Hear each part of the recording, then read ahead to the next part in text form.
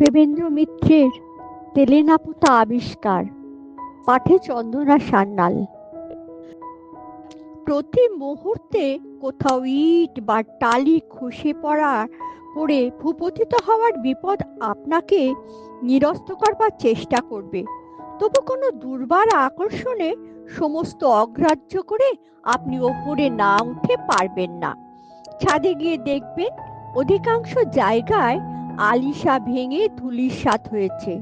ফাটলে ফাটলে অরণ্যের পঞ্চম বাহিনী ষড়যন্ত্রের শিকড় চালিয়ে ভেতর থেকে এ অট্টালিকার ধ্বংসের কাজ অনেকখানি এগিয়ে রেখেছে।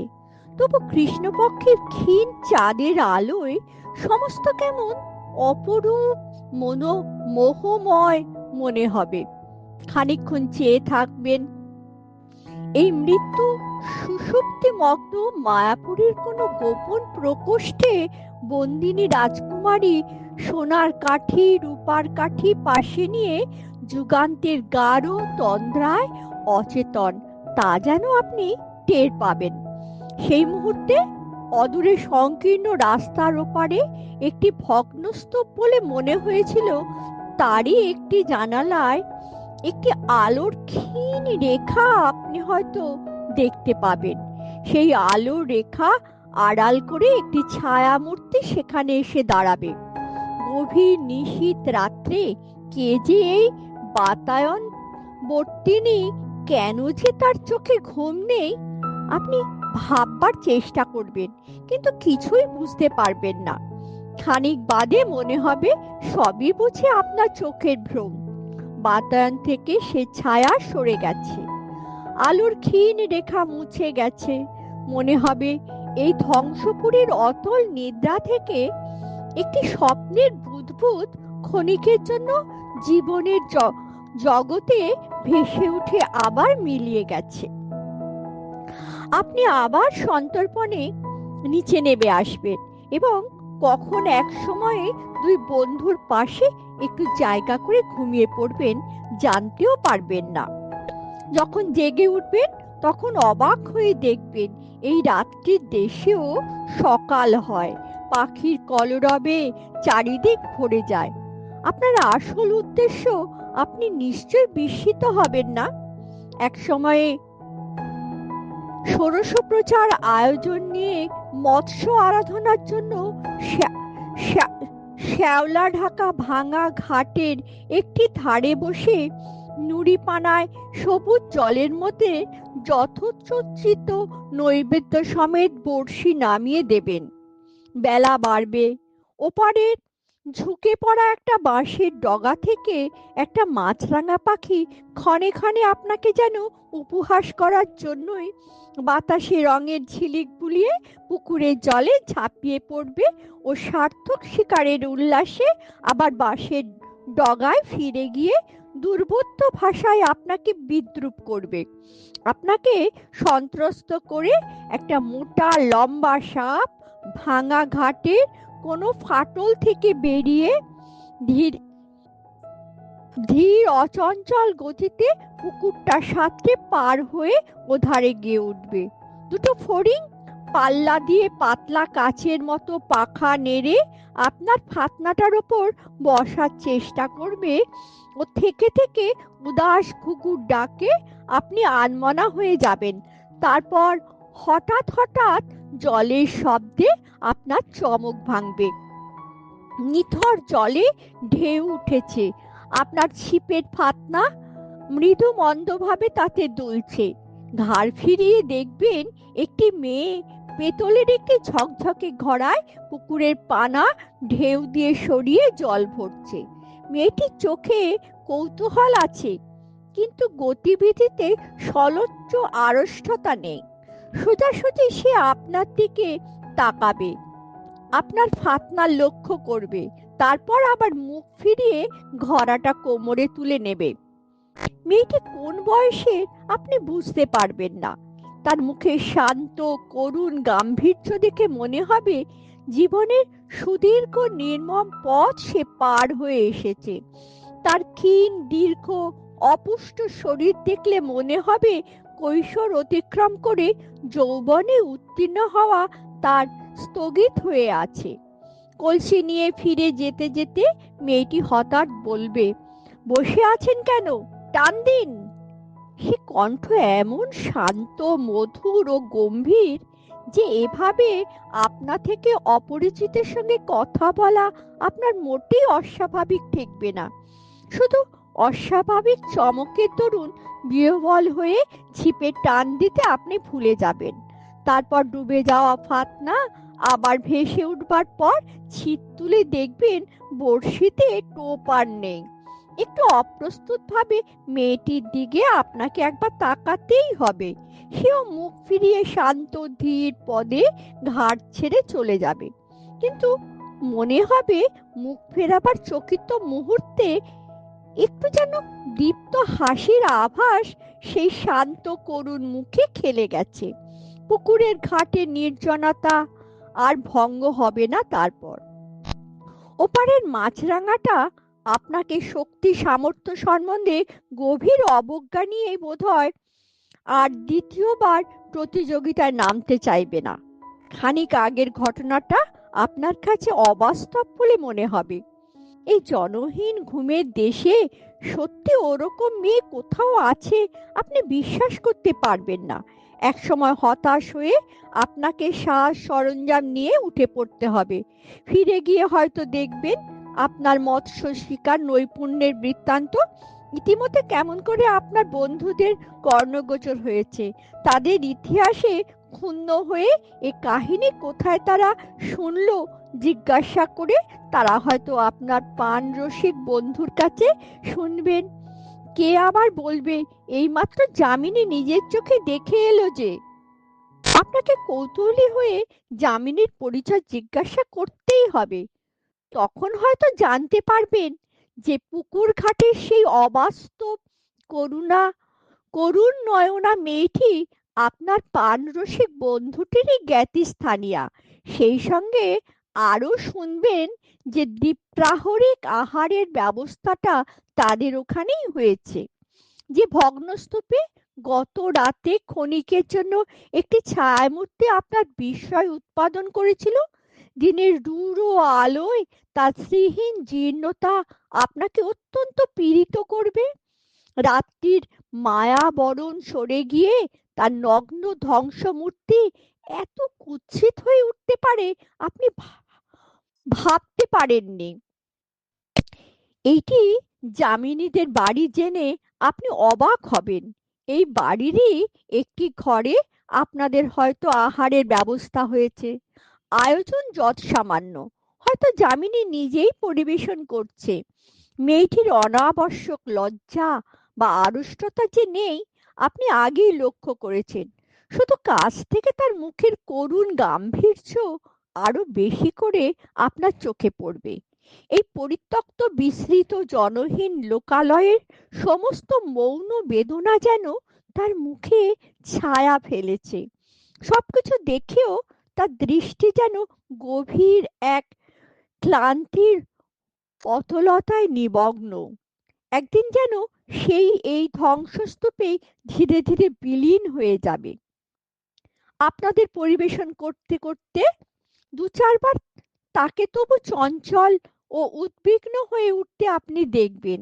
ওপরতলার কোনো ঘর থেকে ক্ষীণ একটা কণ্ঠ যেন কাকে ডাকছে।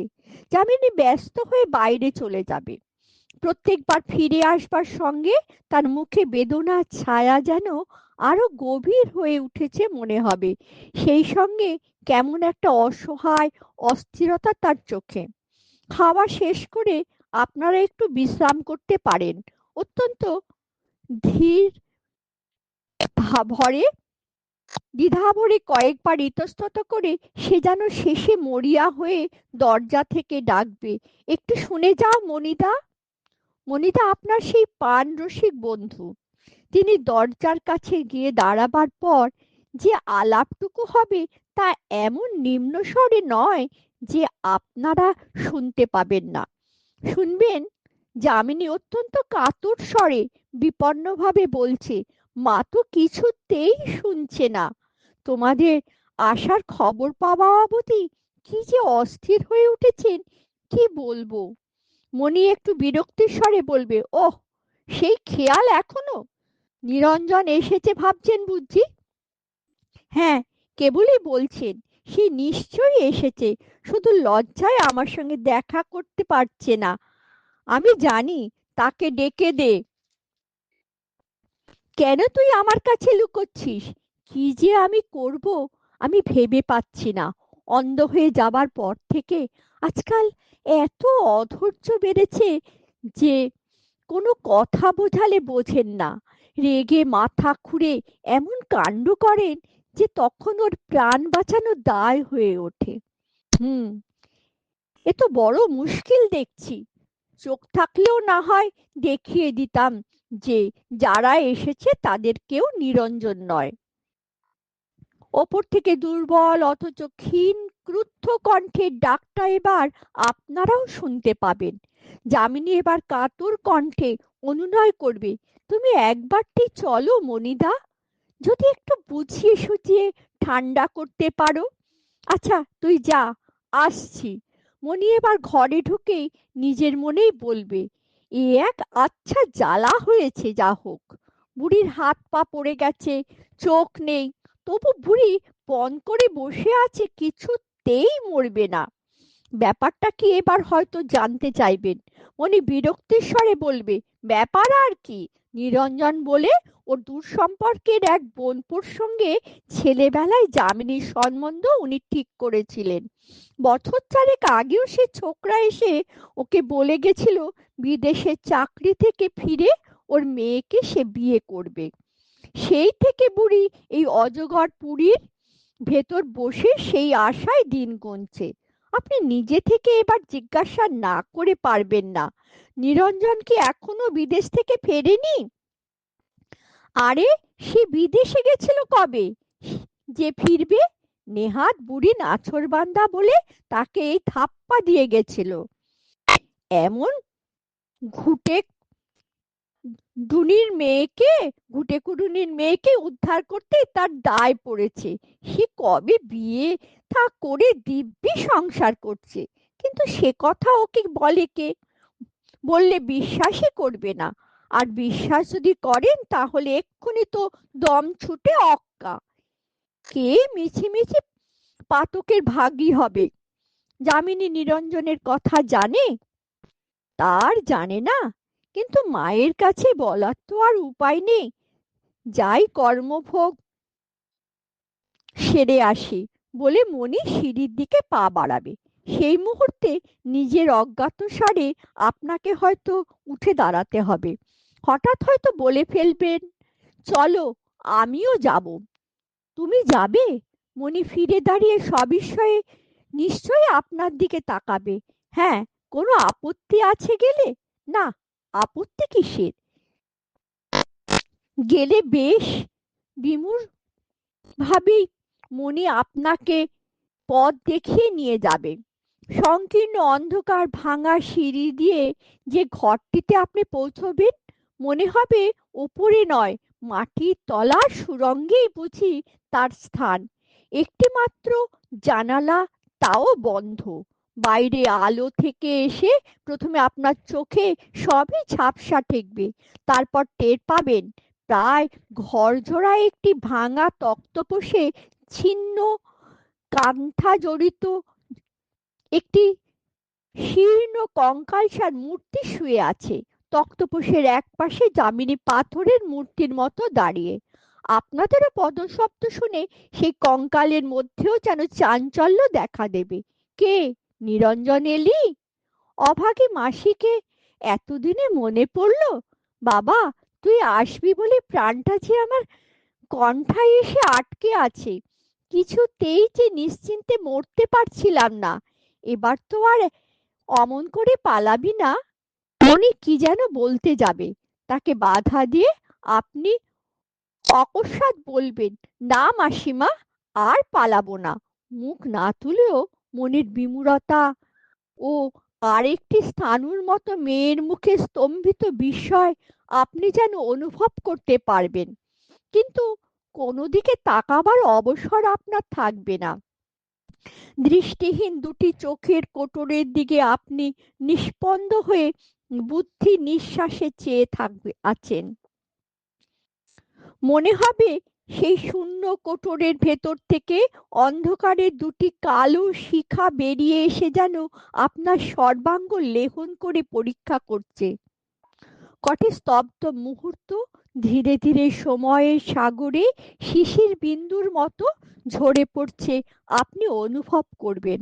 তারপর শুনতে পাবেন, আমি জানতাম তুই না এসে পারবি না বাবা, তাই তো এমন করে প্রেতপুরি পাহারা দিয়ে দিন গুনছি। বৃদ্ধ এতগুলো কথা বলে হাঁপাবেন। চকিতে একবার যামিনীর ওপর দৃষ্টি বুলিয়ে নিয়ে আপনার মনে হবে বাইরে কঠিন মুখোশের অন্তরালে তার মধ্যেও কোথাও যেন কি ধীরে ধীরে গলে যাচ্ছে। ভাগ্য জীবনের বিরুদ্ধে গভীর হতাশার উপাদানে তৈরি এক সুদৃঢ় শপথের ভিত্তি আলগা হয়ে যেতে আর বুঝি দেরি নেই। বৃদ্ধা আবার বলবেন, যামিনীকে নিয়ে তুই সুখী হবি বাবা, আমার পেটে হয়েছে বলে বলছি না, এমন মেয়ে হয় না। শোকে তাপে বুড়ো হয়ে মাথার ঠিক নেই। এই শ্মশানের দেশ 10টা বাড়ি খুঁজলে একটা পুরুষ মেলে না। আমার মতো ঘাটের মরারা শুধু ভাঙা ইট আঁকড়ে এখানে সেখানে ধুঁকছে।